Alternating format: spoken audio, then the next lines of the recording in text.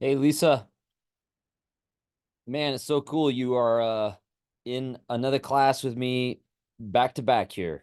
So I guess thanks for enduring Jesus, the Church, and Violence, and then signing up for more punishment with me here. I hope this class will, I don't know, provide something of a, distinct sensibility when it comes to the New Testament, I'd say specifically because think I mentioned this in my reply to your intro video, but I love the chance to sit patiently with one book of the Bible. And this course obviously does that in a way that Jesus, the Church, and Violence did not. So hope that's cool for you. It's certainly something I always look forward to with courses on one book of the New Testament that I teach. Um, just thought I'd send you a video by way of reply as we get started and give you some of my reaction to what you've written in both forums, which is excellent, by the way.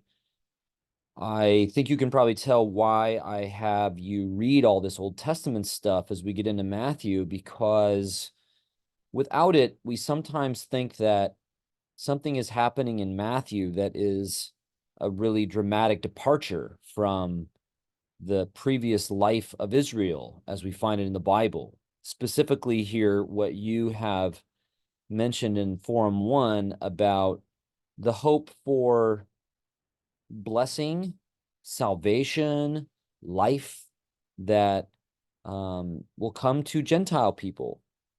As I think you wrote, anyone who binds themselves to Israel's God. And that is really key, I would say, to the memory of Israel from the very beginning. Because the God that they worship is one, then somehow they are united to the other peoples of the world. And however hostile and difficult, and sometimes harmonious and wonderful that relationship can be, it is a relationship. And so that informs not just the memory, but also the hope of the people. And so when we see Jesus saying things in Matthew or doing things in Matthew that really evoke this worldwide horizon of his life, we want to read that, I think, generally as a fulfillment, as a faithfulness to what has characterized the hope of his people from the beginning through all the, ups and downs of peace as well as war and different difficulties with Gentile peoples over the generations.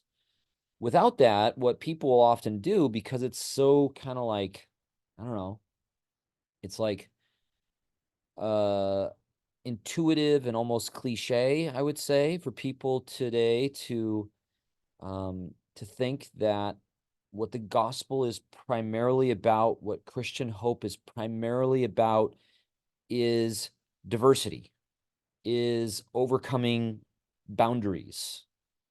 And I think that's true to some extent. It's just that that often gets articulated as if it were some kind of dramatic departure from what Israel was like or what God's revelation through the law was about or something. And so we end up building this picture of Jesus and the Christian life and salvation effectively on the backs of Jews, on in this sort of hostility that ends up kind of haunting our self-expression of the gospel.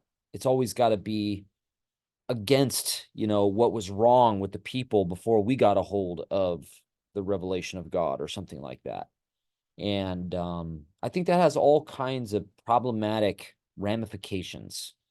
And thinking of what you're doing at Fuller, some of those are psychological because I think it's partly what leaves Christians today, as well as others who are not Christian but have been influenced by Western society, um, leaves us kind of burdened psychologically and otherwise with a false ideal that we've internalized that we're supposed to be living up to.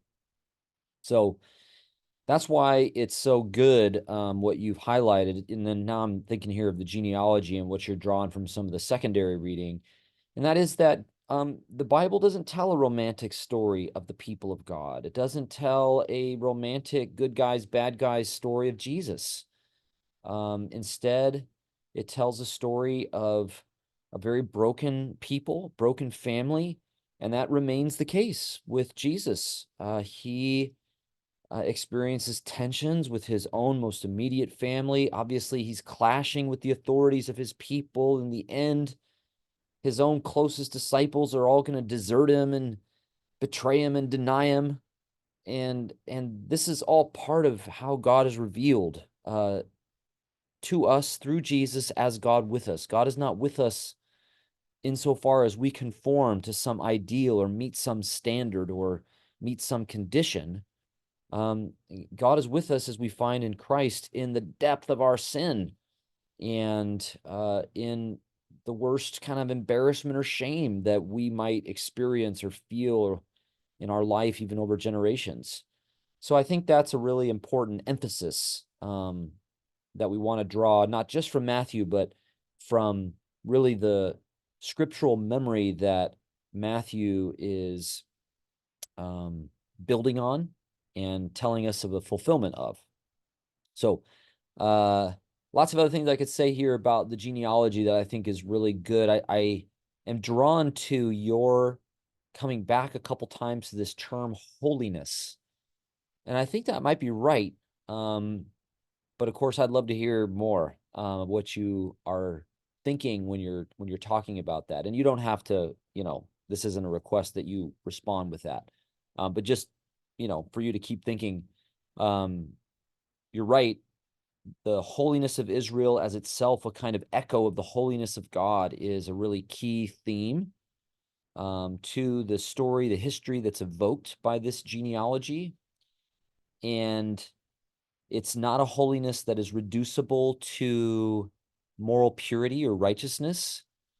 So Israel can behave in an unholy way and still be God's holy people. And that's that requires us to nuance what we mean by holy. But it's an intriguing lens to use to make sense of the drama of Jesus's prehistory and then the way this unfolds over the course of the life that's presented to us in Matthew. Anyway, great stuff. Love some of the highlights here and glad to have you in another class. Looking forward to working together. Appreciate just the thoughtfulness of your work here in week 1 and looking forward to more conversation ahead.